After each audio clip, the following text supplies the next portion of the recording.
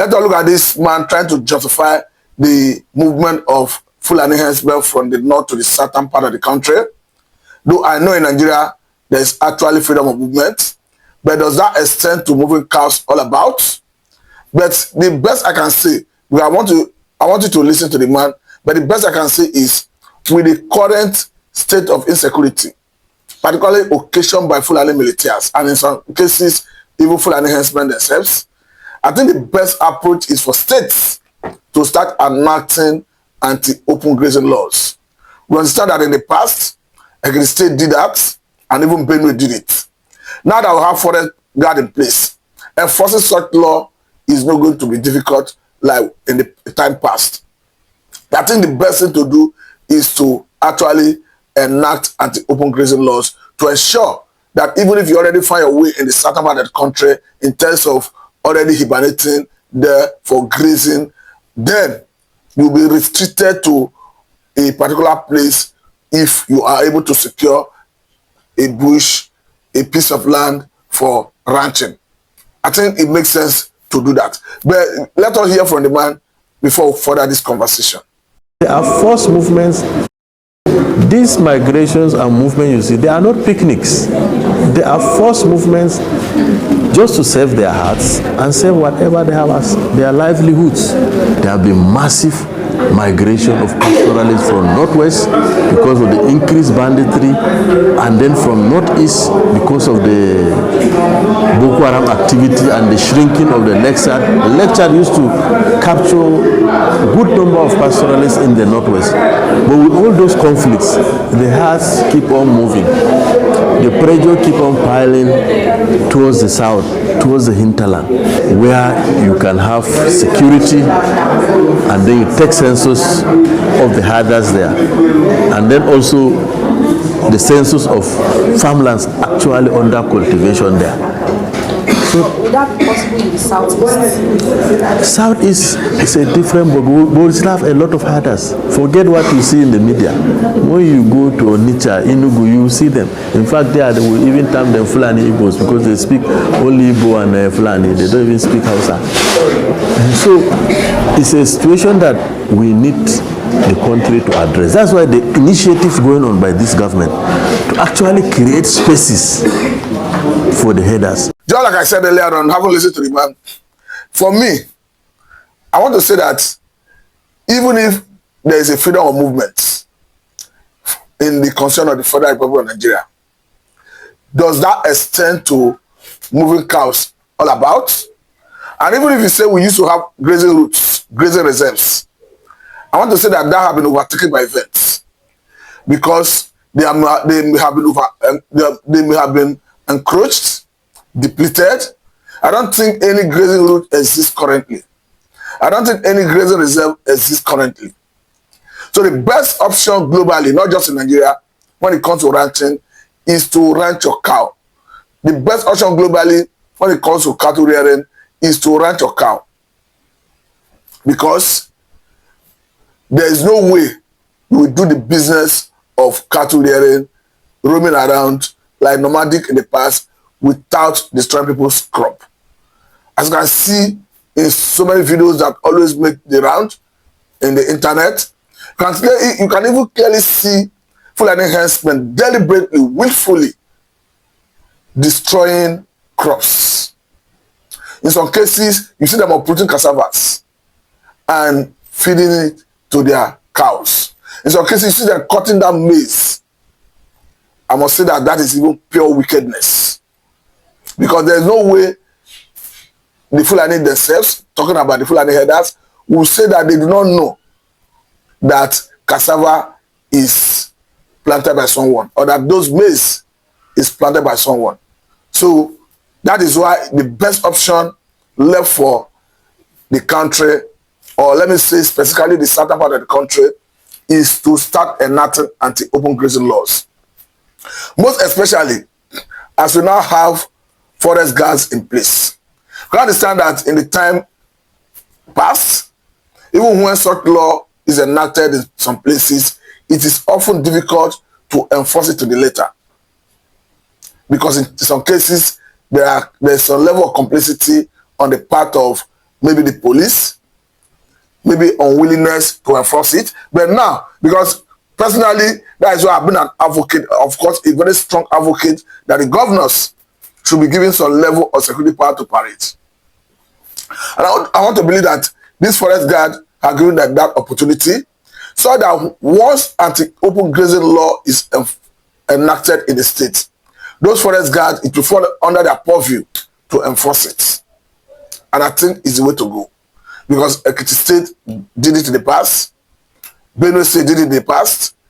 So if you move your cow from the north to the south, you should be able to get a place for yourself to ranch your cow.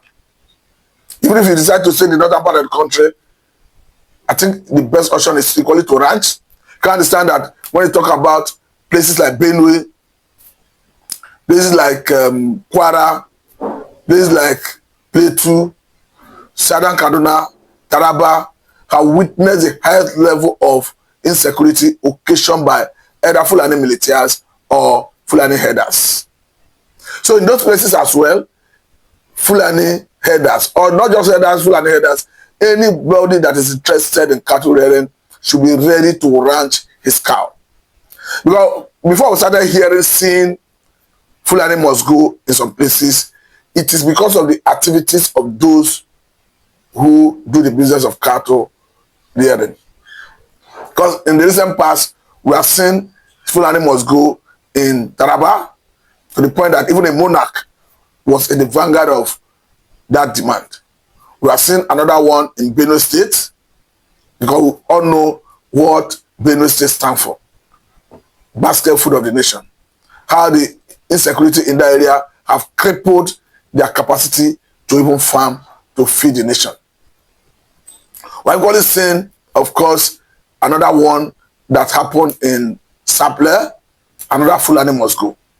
We have seen one that happened even in River State, in some part of River State, talking about Fulani must go. So it got to show that they are a problem for everybody. So, like I said, I've been a very strong advocate that the governors who go by the name of the governors and the chief security officer of their respective states on paper should not just be on paper, but rather that they should be given some level of security power to operate.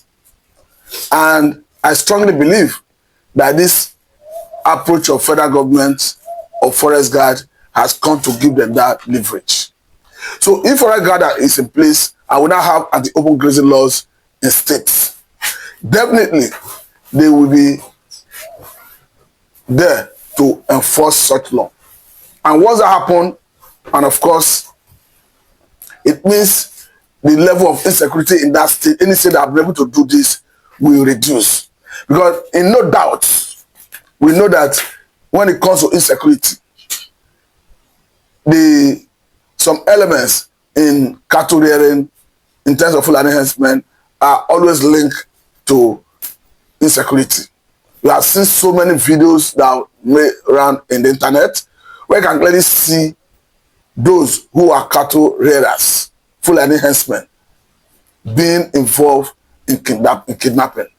So that once this happens, you know that any cattle rearer, any herder, whether Fulani or non-Fulani, you see roaming on the streets with his cattle, will be arrested and prosecuted to act as deterrent to others. But I must say that this insecurity is an issue that involves everyone and needs to be addressed head on, because the idea of negotiating with bandits, for me, is a misnomer and should be discouraged. Because it should be discouraged because how long do you sustain such negotiation? Because any time the herders themselves, or rather any time the bandits themselves feel dissatisfied with the peace deal, they will always turn around to start wreaking havoc. Like what we witnessed in Zamfara State, a situation where it was reported that a peace deal broke down and before you know it, the bandits stormed mosque and abducted people. And these people have no value for human life. Talking about the bandits. But anybody that can kill at will without provocation is an animal. As far as I'm concerned, those Nigerians being adopted, being disallowed, have not committed any crime to warrant such heinous brutality. To the point that some of them will have their throat cut. That is the highest level of man humanity to man. That is why I always canvass that the best option left for federal government is to acquire monopoly of coercive power, smooth them out of their hiding places, set them running, and bring them to justice. Bandits do not repent. All the noise about repented bandits is just a deceit. And this is purely a position of a former Kaduna State governor. Talking about Mananasi Erufai. And this is somebody who should know better. Of course, is somebody who have once governed a state that is ravaged by insecurity, occasioned by as well Fulani militias. For him to have come out clearly to explain that bandits do not repent, that the best language they deserve is to disallow them, send them to their creator who have the power to join them. So we should know what we are dealing with.